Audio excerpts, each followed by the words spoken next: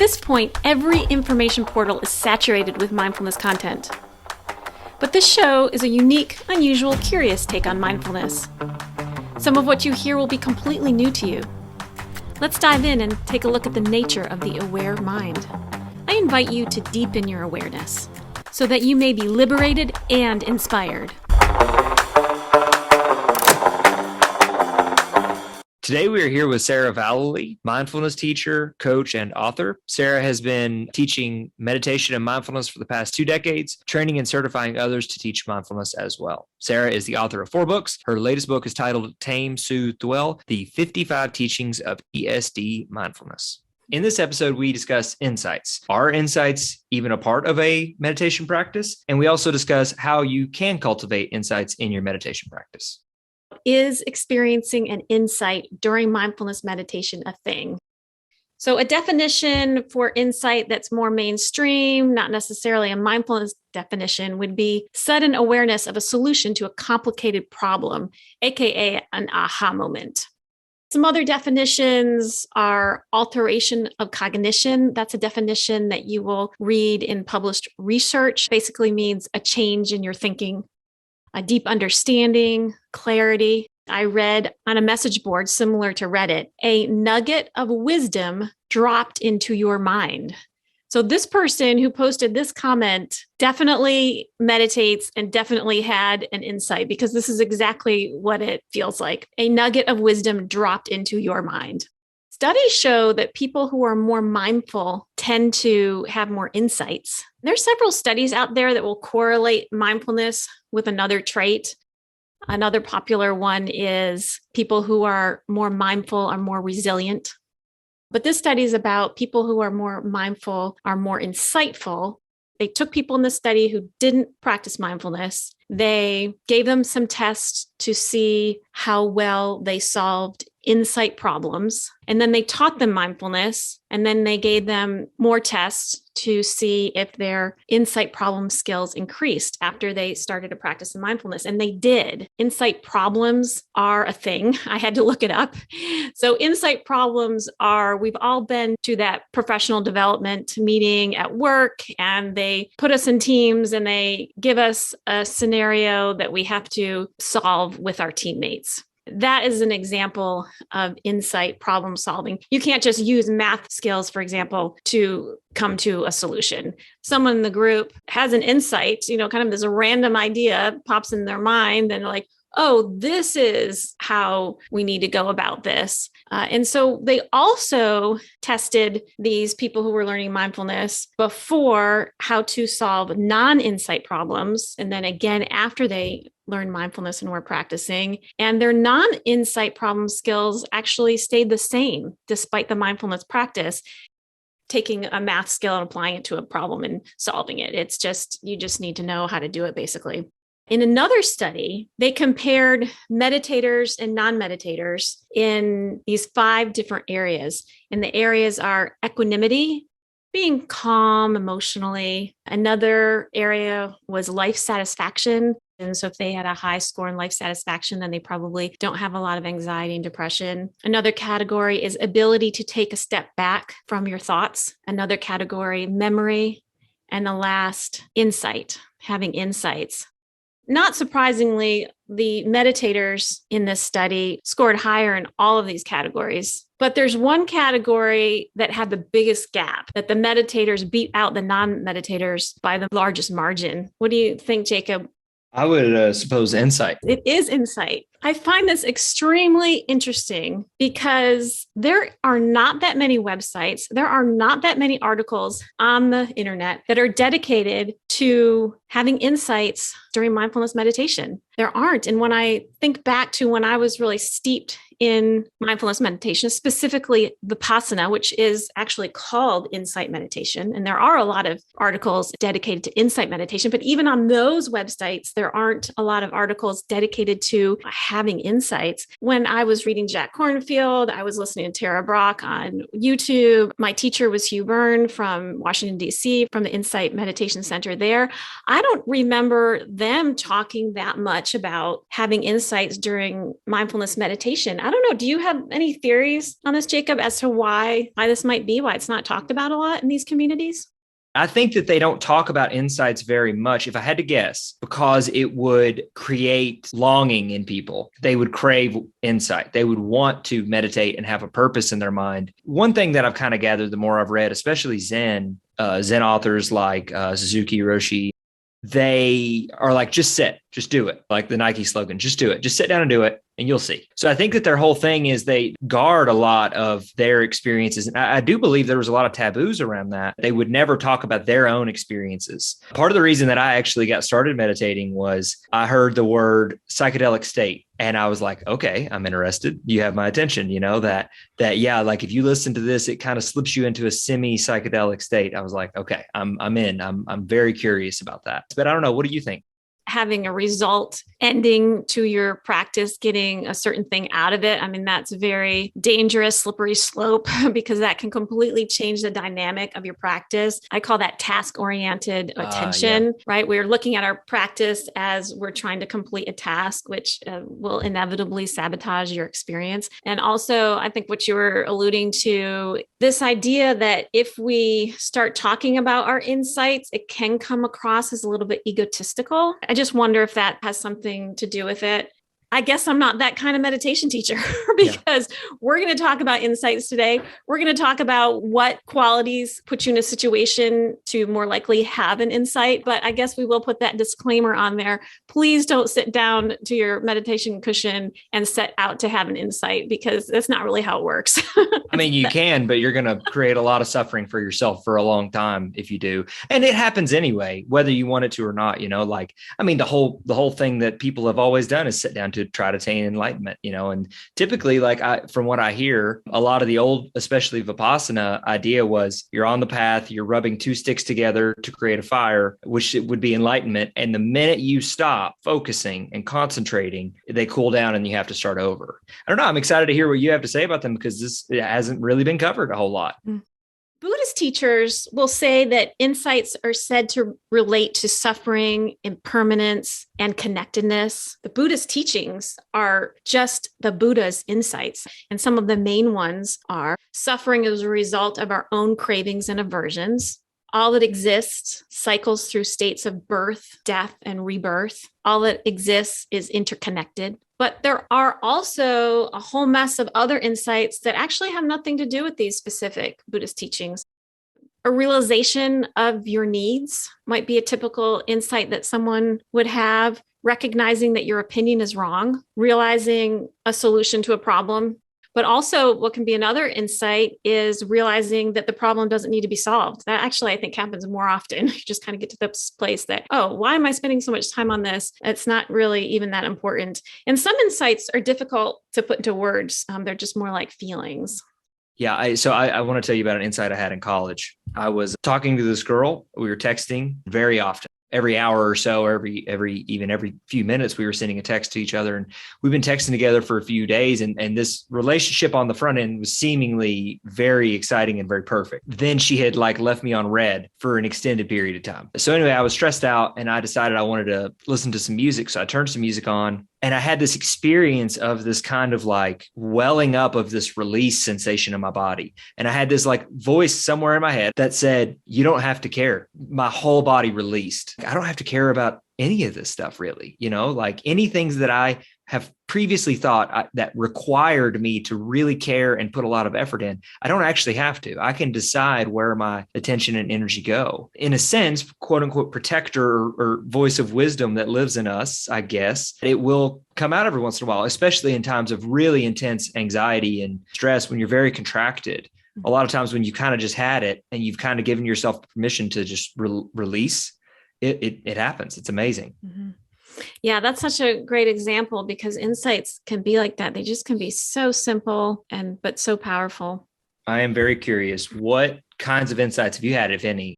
A little less than a year ago, I got into a pretty bad snowboarding accident, got an extremely bad concussion. And when you have concussion, you often go into Great Depression. And it got so bad, it got to the point where it was like hard to imagine, like just to keep going on with my own life. And an insight that I got was your only job is to stay alive today. Like that's the only thing you need to do, accomplish is just to stay alive this day.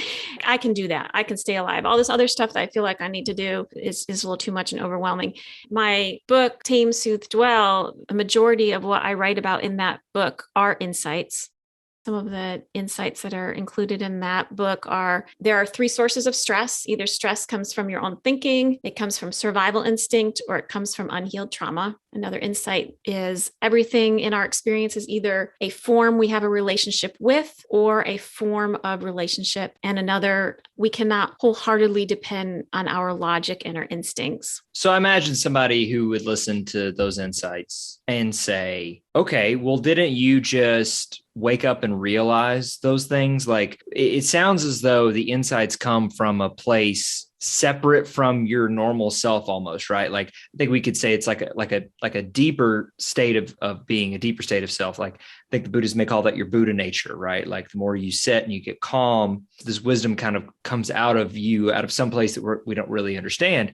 First off, where do insights even come from? What, and is this just our normal brain? Is this different? How is this different? If so? I let people use their own belief system from where they come from. As far as differentiating an insight from just a solution that you come up with through your own mental processing, I think that one definite difference is you don't use a logical process to get to it. It's very spontaneous. In a lot of situations, you're not even looking for that information. That's not even where your head's at a lot of the time. You're simply just being open. You're either in your sitting mindfulness practice, or you are on a hike and you're just walking and you're connected to nature and just kind of pops into your mind. So I think that's a good way to identify whether it's an insight or not.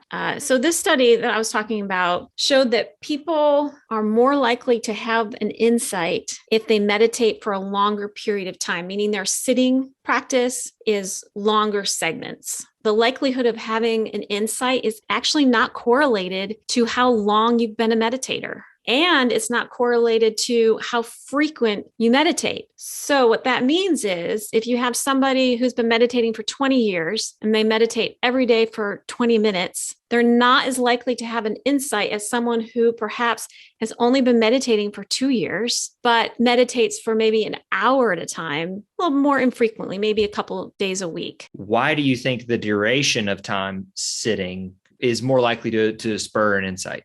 I have not read anything out there that is anything definite. I think we're in the baby stages of researching and understanding why human beings have these insights. But one of the speculations is that when we are in a mindfulness practice, we're ruminating less. So we're spending less time reliving an event in the past and analyzing it.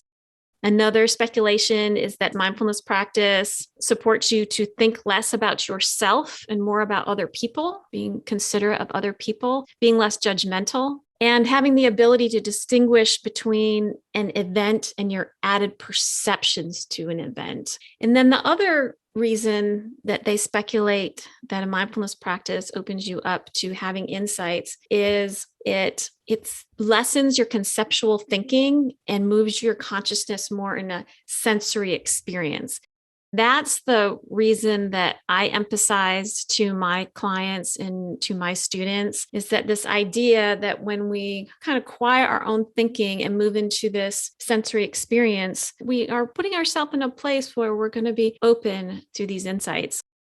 Talking to my students and working with my clients, I like to tell them about the information processing model because that really helps explain how and why moving into the sensory memory opens us up to insight.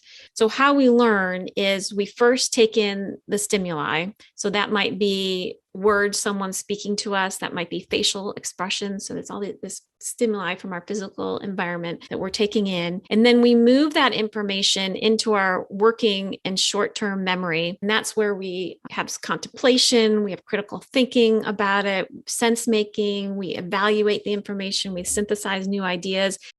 This is at the point where the teacher's role is really important in the learning process, is helping students hold this information in their working memory longer so they can use critical thinking and sense making and evaluate. And then eventually what they've really processed through moves into their long-term memory and their storage, and then they can retrieve it later. So that's the learning process. What we want to do with mindfulness is we want to actually pull our consciousness out of the working memory. We want to not get caught up in the critical thinking of whatever it is that we're experiencing, not get involved in the sense making, the logical thinking, not evaluating. We're pulling ourselves out of that process, which is very critical to our livelihood as human beings. But when we're having our mindfulness practice, whether we're sitting or we're just having a mindful moment during the day, we're actually pulling our attention out of that working memory and just sitting with the stimuli, just being in that sensory memory, just listening to the sounds without evaluating them, looking at an object without trying to make sense of it. We're just allowing that stimuli to come into our consciousness, and we're just noticing and we're observing and we're being mindful. This is fascinating. It sounds so counterintuitive that, okay, sit and listen to the sounds in the room and the sensations in your body, get very quiet and sit for a long period of time. And then you're going to get this magic, like little piece of information of wisdom delivered to you from some magical place. It sounds so counterintuitive. You would think that, okay, in order to solve this problem, I need to think about it. I need to, deliberate. Should I do this about it? Should I do this? It's so bizarre that this happens this way. Yeah. And I don't think any of us have that figured out. No, I don't either. The best thing is to just experience it and enjoy it and take it for what it is and not try to figure it out. This is very valuable when it comes to relationships, because when it comes to relationships, using a logical process to try to figure things out often it's not helpful. Leaning into emotions and being in that sensory space and moving into vulnerability and moving into that uncertainty of not knowing usually serves us better in relationships. Something my wife taught me is creating space. If somebody's having a kind of emotional reaction, things are getting hot, so to speak, and, getting some distance from one another to reevaluate really brings the emotional level down. But I found that it really helps to see the other person's point of view a little bit more clearly, because I think that, when you're with somebody there and your needs aren't being met, but because of that, it's very difficult to see the other person's needs because you're having this very visceral experience. So creating just a little bit of space and taking a walk, for example, it really helps to center your mind on what's important and not what was important 10 or 20 minutes ago. But usually the walk will turn into like a pretty aggressive hike of some kind. And I always find that I am a lot clearer and it's a lot more obvious to me after. And I would say that that's something, that if as you're breathing hard and especially walking in nature, you're getting pulled out of your thinking into your physical experience and your physical surroundings. So it sounds kind of a similar idea. It's so ingrained in us to use a logical process. The problem is logical process isn't always ideal, isn't always correct. Revenge is very logical. If this person did this, then I'm going to do this back to them. Blame is very logical. This happened, so it's this person's fault. And so using a logical process is not always helpful. And so if we can just kind of step back from that process and just can be more beneficial. I have been very curious about this record producer. His name's Rick Rubin. Are you familiar with him? Mm-mm. Most of the songs you've enjoyed in your life, he has had something to do with them. Jay-Z, Slayer, Johnny Cash, the Beastie Boys. He's largely responsible for hip hop, even making mainstream music. And he has this very big, long white beard and long white hair. He looks like a guru. He started meditating when he was 14 because was having neck pain and his doctor prescribed him to go and learn to meditate. He listens to music and he will talk about what he likes about it, what he enjoys, what he feels good about, what makes him feel good, and then what doesn't necessarily cause reaction in his body. And then based on that, he gives people advice. That one part right there, the essence of that is really good. It makes, let's try to make more of that. Let's try to grow that and then get rid of everything that doesn't cause that reaction. It gets completely open to what it is that he enjoys about it. I love that. And so he's staying in that sensory experience is gold. He's paying attention to his physical body and how his physical body is responding to the music. It's like he's the Phil Jackson of the record industry. Yes. Yeah. Exactly. He's plugged into something deeper than thought. The Aware Mind podcast is a TSD mindfulness production. Please visit our website at tsdmind.org. That is T as in tame, S as in soothe, and D as in dwell. Mind as in mindfulness.org. Check out our blog post for this episode with links to supplemental information such as worksheets you can use to put into practice the mindfulness skills shared in this episode. Also, please sign up for our newsletter and receive mindfulness tips. And don't forget to follow us on Instagram at aware_mind_podcast. Thank you.